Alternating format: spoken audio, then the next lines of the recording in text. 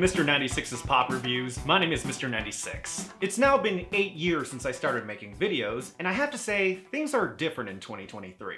The last few years have been tough for me as I experienced a lot of burnout from the pandemic. My mental health was in a terrible place, so therapy has helped me a lot over the last 2 years. I would never claim that I'm fixed because that's not how it works, but 2023 has been my comeback year in that my video making process has more structure, and I'm excited to make videos again. One of the biggest changes has been that 2000s childhood pop is now my main series, but I still want to do regular pop reviews if the occasion calls for it, and since my anniversaries are always pop reviews, I'm glad I found a song I want to talk about. The song I'm going to talk about today shouldn't be a surprise if you know this channel, but at the same time, it's a bit of a surprise for me. This is Cupid by the Korean girl group pi프티피프티. When I usually review K-pop songs, they're ones that peak briefly in the Hot 100 before falling out after 1 or 2 weeks. But this one is different in that it's a genuine hit in the US that climbed its way up to the top 20 and has had a stable presence on the charts and radio. Not only did this give me a good excuse to review this, but I also want to figure out why this did so well, whereas other K-pop songs from much bigger acts failed to do so. The biggest thing that shocked me about this song breaking out internationally is that first, I had no idea who pi프티피프티 were. I thought this was some super popular group that I was just ignorant about, but no, they're a completely new group that only formed last year and are from a small label called Attract. That is significant because unlike in the US, independent labels in South Korea have it much tougher in the pop scene. In South Korean idol music, most of what you hear comes from 4 big labels. SM, where EXO are from, YG, where Blackpink are from, JYP, where TWICE are from, and now HYBE, which BTS made big to turn the big 3 labels into the big 4. But the ladies of pi프티피프티 managed to score an international hit despite not having the marketing power to do so. In fact, Attract CEO even had to sell his car just to fund the group, so this success truly is winning the lottery. Usually with many groups, it's hard to memorize names the first time, but thankfully there are only 4 members like Blackpink, so this one is pretty easy.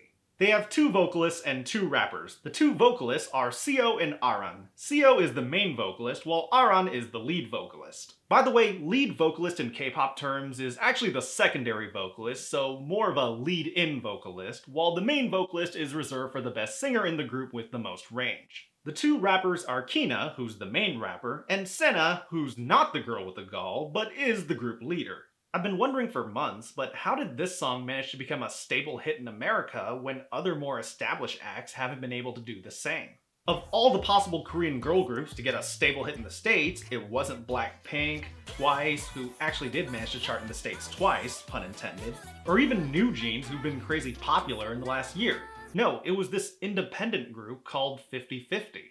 So clearly, something about this song must have attracted the American audience, or at least American radio. So what is it? Is it the music? Maybe. When I first heard this on the radio, I thought it might have been a Selena Gomez song with a Doja Cat beat as it has that disco sound, and disco-like songs have been pretty popular in the last several years. But then again, I could say the same thing about TWICE, yet their disco song only made the bubbling under Hot 100 at number 7, so genre alone can't be the reason. Perhaps the best way to understand this is to look at past K-pop success, so let's take a look at some recent Korean hits that managed to have legs in the States. And no surprise, those hits are BTS related. I don't remember if I've mentioned this before, but both Dynamite and Butter have sort of waned on me over time since I don't think they hold up as well as their other songs, but regardless, these songs did become legit US hits, and that's because of one main reason. While the US audience may be somewhat open to Spanish-speaking songs now, unfortunately that hasn't spread to Korean music yet because Dynamite and Butter were completely English. Hell, Jungkook's latest hit with Lotto that debuted at number 1 was fully English, yet it still dropped out of the top 20 relatively quickly, meaning even all English isn't a foolproof method. In fact, TWICE did the all English thing, yet they haven't peaked past the 80s on the Hot 100 despite being a million times more popular than pi프티피프티. Speaking of which, let's get to some girl groups who've at least charted in the top half of the Hot 100, yet still haven't gotten that consistent hit in the US. New Jeans debuted around the same time as pi프티피프티, have the backing of BTS's label HYBE, and are infinitely more popular among K-pop fans, yet even their big 2023 hit Super Shy only peaked at number 48 in the States. In fact, that song is mostly English with only a small handful of Korean lines, so was that enough for American radio to think it was too exotic? But as for more established acts, Blackpink have had 4 songs debut in the top 40, with one of them in the top 20, yet that hasn't been enough to get a consistent US hit. Of course, that one top 20 song was Ice Cream, which is still their worst song, as Blackpink and Selena Gomez are a complete stylistic mismatch, with the song only emphasizing the worst traits of both, but that's completely beside the point. Oh, perfect timing, but I actually went to my first concert a few weeks ago, and I got to see Blackpink live. Yeah, they were in San Francisco for the first time ever, so I managed to find a great seat at Oracle Park for a few $100s, and I had a great time. The footage you're seeing is my phone recording, by the way, which really doesn't do the show justice, as the production quality of the concert was top-notch. Even some of their songs that I used to think were only alright sound much better in the concert environment, so yeah, I've been vibing with Pink Venom for the past few weeks. But when looking at what 50/50 did to vibe with American media, there are a couple of key factors. I give a second chance to Cupid.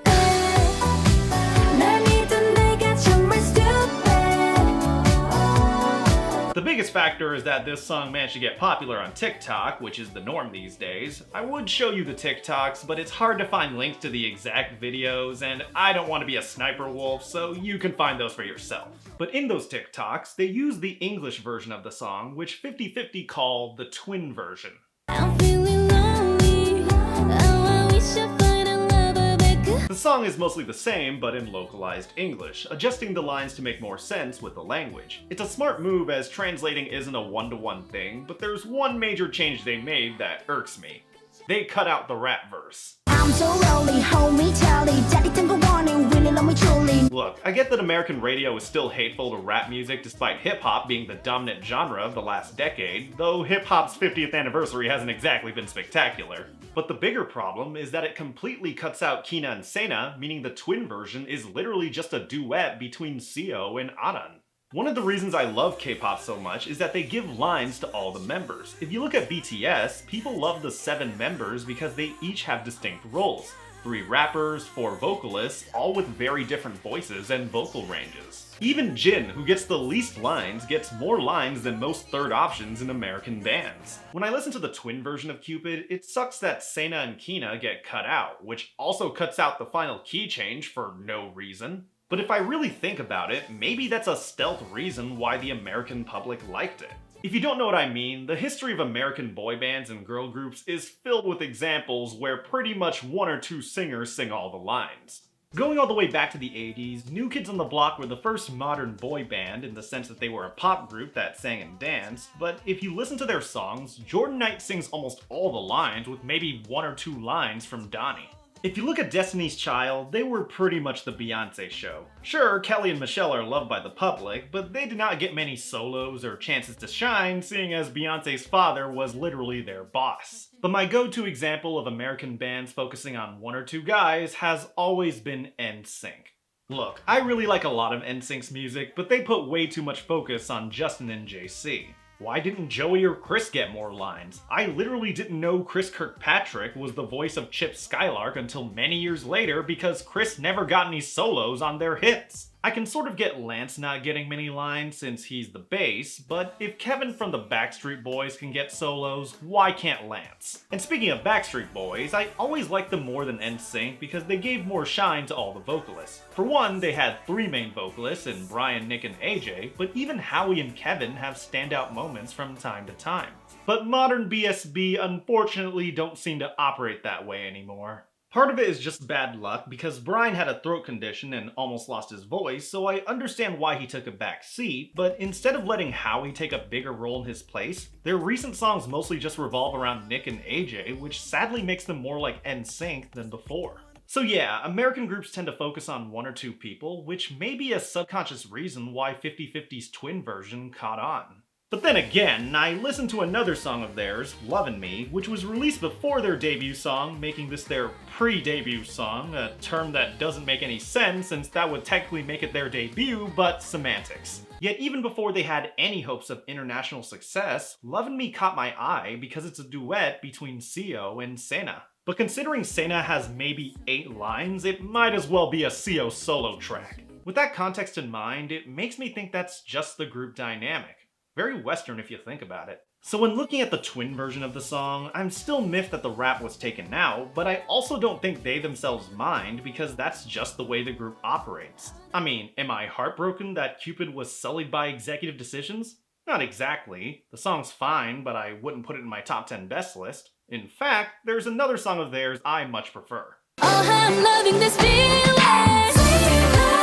Live for the good times. Their official debut was a song called Higher, and this song is excellent as it's such a relaxing vibe. 달콤하게 touch려는 popping like candy. 레몬처럼 짜릿한 맛. 너와 내가 눈이 마주쳤을 때. Sadly, Kina and Sena only have a small part, but it's great nonetheless as it contrasts nicely with Seo and Aran. I hope whatever future songs they make focus on them as a quartet rather than a duo, because giving focus to everyone leads to more depth and fanbase. New Jeans have 5 members, but they don't have official roles as they're a group. Even Minji, who gets the fewest lines, at least makes an impact in every song. Blackpink is a quartet just like 50/50, but like I said, they're a quartet. They have 4 unique members who are all integral to their sound. No one takes a back seat. Then again, it's hard to judge 50/50 because they haven't made many songs in general, and the last I checked, they haven't really been active lately. The last thing I heard from them was a song from the Barbie soundtrack, and of course, the solo vocals are only by Seo and Aran. Stick with what works, I guess. Originally, there was going to be a music video, but that got cancelled because it turns out 50/50 are currently going through a lawsuit. I was initially afraid I'd be reviewing this song way after its peak in popularity, but it turns out I chose a good time because this lawsuit news came the fuck out of nowhere. All of this is ongoing, so I can't verify how much of this is factually correct, but 50/50 and their producer, Sion, are suing Attract to terminate their contracts because the label allegedly made them work in terrible conditions. And Attract is claiming that Sion and his company are backstabbing the CEO and gaslighting the members of 50/50. Now, K-pop groups being forced to work under terrible conditions is unfortunately more common than you'd think, so on the surface, this makes total sense. But unlike big corporations, the background of Attract makes things a bit more murky. Like I said before, Attract CEO, Jeon Hong-jun, sold his car in order to invest in the group as he didn't have much money to begin with. And now, with the success of 50/50, he's being painted as the bad guy in the lawsuit. According to him, he's been accommodating to the group as he gave Aran time off to recover from surgery, and considering how much money he invested into the group, he'd seemingly have no reason to mistreat them. He wants to reconcile with the group, but he also apparently removed all mentions of 50/50 from social media, and one of his former idols came out defending him, saying 50/50 are backstabbing him. It should be noted that he never said anything bad about the group themselves, as all the anger is pointed at their producer, Sion. If what's being alleged is correct, Sion basically made a majority of the profits due to secret deals to buy the copyright. I know Hollywood is going through strikes at the moment due to executives making way too much money, but this is supposedly a reverse situation for an independent CEO. And if 50/50 turn out to be in the wrong, there's a good chance they could be blacklisted from the industry, thus turning them into a true one-hit wonder. In fact, there was an expose show that got massive backlash for their episode on 50/50 as viewers claim it's biased in favor of the group, leading the broadcasting company to take down their YouTube videos related to them. And there's another report that the group members are malnourished. I must reiterate that all of this is alleged, so don't quote me as I have no idea what the truth is and don't want to pick a side until things are cleared. I'm just saying that this is an unprecedented and wild situation for a group who came out of nowhere and might possibly be going nowhere. While all this is going on, they released a remix featuring Sabrina Carpenter a few weeks ago, which feels like odd timing because I have no idea who at Attract gave the okay when they're literally in the process of getting sued by the group. So, yeah, I apologize if I barely talked about the song in question today, but I just couldn't get all that lawsuit stuff out of my mind because there's a chance we may be seeing the fate of a career as we speak. The song is fine. I prefer the original one over the twin version, but that's usually the case with English versions of Korean songs. Anyways, I hope the lawsuit stuff gets resolved in a positive manner, whatever that may be. I'd like to see what they can do with new music ideas, but whether or not that happens remains to be seen. You know, all this talk about legal drama has been very exhausting. If you want an under-the-radar Korean artist for me to recommend, go listen to Jeon So-mi. Seriously, she's really good, as solo artists are rare in the idol industry.